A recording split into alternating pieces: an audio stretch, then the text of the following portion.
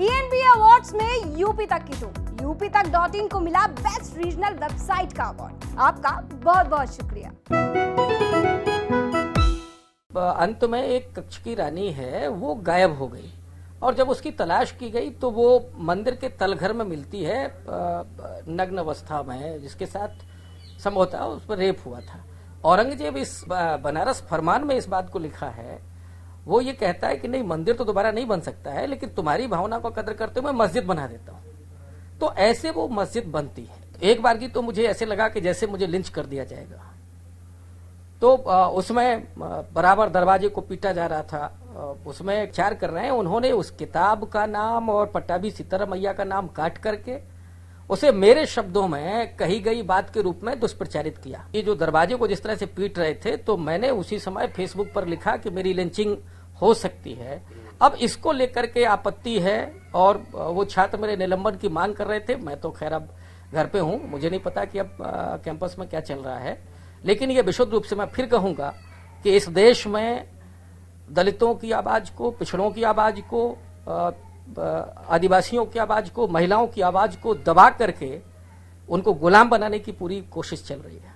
उत्तर प्रदेश में एक वीडियो के बाद चर्चा का विषय बन गया और वो चर्चा का विषय था कि एक बाबा विश्वनाथ जो मंदिर है बनारस में, उस पर एक विवादित टिप्पणी का मामला सामने आया, जिसमें लखनऊ के ही प्रोफेसर रविकांत का एक वीडियो था बहस का, जिसके बाद उसमें कहा गया कि वो लगातार विवादित हुआ और जिसके बाद एबीवीपी ने उस पर प्रोटेस्ट किया और कहीं ना कहीं इस पूरे मसले पर राजनीति भी शुरू हुई है। आखिर क्या था उस पूरे वीडियो में और क्या मामला था? हमारे साथ मौजूद हैं प्रोफेसर रविकांत जी, जो लखनऊ यूनिवर्सिटी में प्रोफेसर हैं।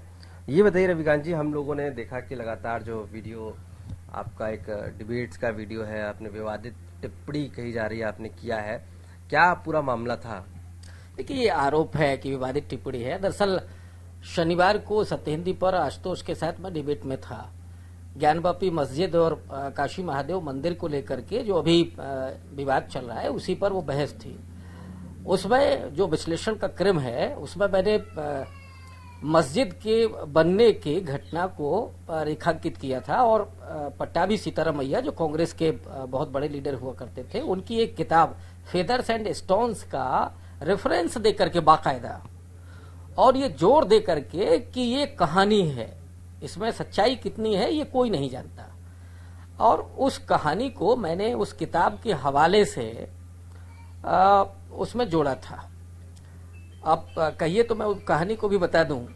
कहानी दरअसल ये थी कि औरंगजेब जब 1665-66 के आसपास काशी से गुजरता है अपने लाव लश्कर के साथ, तो उसके साथ बहुत सारे राजपूत राजा रानियां हैं। तो उन्होंने इच्छा जाहिर की कि हम लोग बाबा विश्वनाथ के दरवाजे आए हैं, तो यहाँ रुकें और गंगा स्नान करें, दर्शन करें। तो औरंगजेब ने उनकी भावनाओं का कदर करते हुए वहाँ पड़ाव डाल दिया। तो उसके बाद सारी रानियां जो राजे थे, उन्होंने गंगा में स्नान किया और उसके बाद महादेव का दर्शन किया। तो उस कहानी में ये आता है कि अंत में एक कक्ष की रानी है, वो गायब हो गई और जब उसकी तलाश की गई तो वो मंदिर के तलघर में मिलती है नग्न अवस्था में, जिसके साथ संभवतः उस पर रेप हुआ था। औरंगजेब इस घटना के बाद, मतलब उस कहानी के अनुसार, वो क्रोधित होता है और वो कहता है कि ऐसा मंदिर नहीं रहना चाहिए, तो मंदिर वो तोड़वाता है। फिर रानी ने कहा कि नहीं साहब, मंदिर तोड़वाना ठीक नहीं है, इसको बनवा दीजिए। तो औरंगजेब ने अपने बनारस फरमान में इस बात को लिखा है, वो ये कहता है कि नहीं, मंदिर तो दोबारा नहीं बन सकता है, लेकिन तुम्हारी भावना को कदर करते हुए मस्जिद बना देता हूँ। तो ऐसे वो मस्जिद बनती है। ये कहानी थी जिसको मैंने कहानी कह करके ही उसमें कोट किया। अब हुआ ये कि जो लोग मेरे खिलाफ दुष्प्रचार कर रहे हैं, उन्होंने उस किताब का नाम और पट्टाभी सीताराम मैया का नाम काट करके उसे मेरे शब्दों में कही गई बात के रूप में दुष्प्रचारित किया। उसी के वो कल से पूरा ट्विटर पर, फेसबुक पर चल रहा था। और आज जब मैं अपनी दोनों क्लास खत्म करके आया, विभाग के सामने धरना प्रदर्शन चल रहा था, लेकिन मुझे देखते ही विद्यार्थियों ने जो नारे लगाए वो बेहद आपत्तिजनक। मुझे लगता है कि वो किसी भी कैंपस में इस देश के लिए, जो गौरवशाली देश है, उसके लिए तो कतई स्वीकार्य नहीं है। देश के गद्दारों को गोली मारो, इस तरह की जो नारेबाजी थी, तो मुझे प्रोक्टोरियल बोर्ड ने कहा कि आप कहीं और चले जाएं, तो मैं वहां प्रोक्टर बोर्ड में बैठ गया। उसके बाद जो हुजूम आया है, तो एक बार की तो मुझे ऐसे लगा कि जैसे मुझे लिंच कर दिया जाएगा। तो उसमें बराबर दरवाजे को पीटा जा रहा था। उसमें कहिए कि पुलिस में जो लोग थे उन्होंने बहुत सावधानी पूर्वक मुझे बचाया। फिर बाद में मुझसे कहा गया कि आप इसके लिए खेद व्यक्त करिए। वो मैंने किया। विद्यार्थियों को कहा कि आप पूरा वीडियो देखिए, आपकी गलतफहमी दूर हो जाएगी। और उसके बाद भी नहीं माने। फिर कहा कि साहब आप माफी मांगिए। उसके लिए भी मैंने कहा जाकर के बाहर कि भाई अगर आपको मेरी अभिव्यक्ति की आवाज दबानी है, मैं एक दलित हूं, बाबा साहब के विचारों को मानने वाला हूं, बाबा साहब के संविधान ने मुझे अभिव्यक्ति की आजादी दी है, और अगर आप मेरे आवाज को कुचलना चाहते हैं तो मैं आपसे माफी मांगता हूं।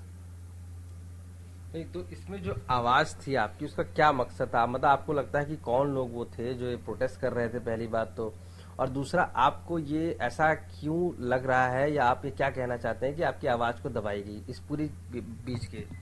देखिए, इसमें विश्वविद्यालय कैंपस का तो कोई लेना देना था नहीं। मैं एक स्वतंत्र प्लेटफॉर्म पर बातचीत कर रहा हूं। बहुत है, अगर आपको लगता है तो आप बातचीत कर सकते हैं। जो आपने वीडियो डाला था, मैंने आपको पूरा वीडियो भी दे दिया। कुछ बच्चे उससे कन्विंस भी थे, एबीवीपी के ही थे, तो उन्होंने कहा गलतफहमी हो गई थी। लेकिन कुछ बाहरी तत्व जो आए, उन्होंने ज्यादा इस तरह का काम किया, जो धमकी देना और गोली मारो, इस तरह की अभद्र भाषा का जो धमकी भरी।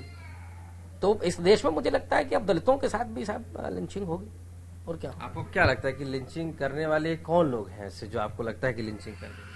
ये दरअसल वही जो हिंदुत्ववादी मानसिकता है, जिन्हें वर्ण व्यवस्था को लागू करना है, जिन्हें दलितों को गुलाम बना करके रखना है, वो मेरी आवाज को दबा देना चाहते हैं। और बाबा साहब के सपनों का भारत जो हमने बनाना था, वो दरअसल इस देश में असमानता और अन्याय को स्थापित करते हुए दलितों को उसी अस्पृश्यता की स्थिति में ले जाना चाहते हैं, जिसे संविधान ने प्रोटेक्ट किया आर्टिकल 17 के द्वारा।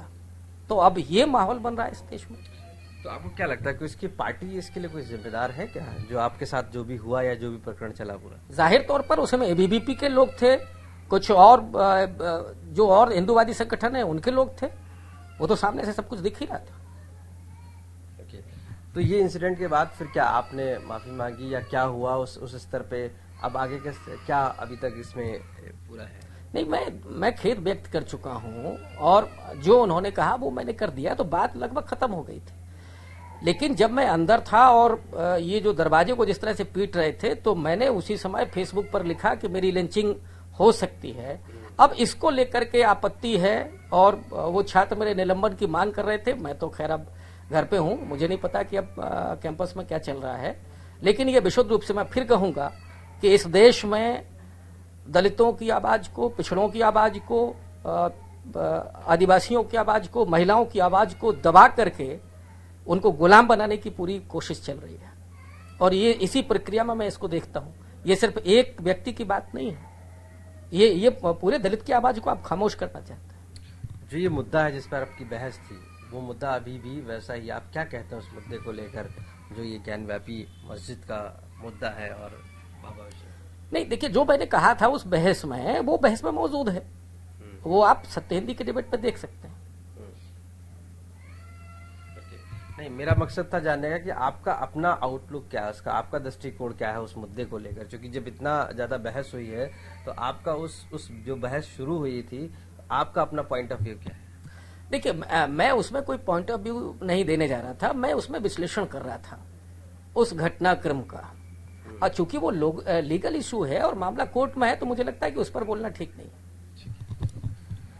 तो ये लखनऊ में जो लखनऊ यूनिवर्सिटी है उसके प्रोफेसर रविकांत है। साफ तौर से मानना है कि जिस कॉन्टेक्स्ट में जो बात कही गई थी, उसको अधूरा दिखाया गया, और उसके बाद उसके वीडियो को सोशल मीडिया पर वायरल किया गया। साफ तौर से जिस कॉन्टेक्स्ट में उन्होंने बात कही थी, उसके लिए कहीं ना कहीं क्षमा भी मांगी है। और उसके बावजूद भी जो तत्व वहां मौजूद थे, जिन्होंने हिंसा करने की कोशिश की, जिन्होंने लिंचिंग करने की कोशिश की, उससे काफी सहमे हुए भी हैं। और आरोप भी है साफ तौर से कि ये कहीं ना कहीं वो हिंदुत्व की जो बात करने वाले लोग हैं वो हैं, या इसके पीछे राजनीतिक पार्टियां भी शामिल हो सकती हैं। लखनऊ से अपने सहयोगी संजय सिंह के साथ आशीष श्रीवास्तव, यूपी।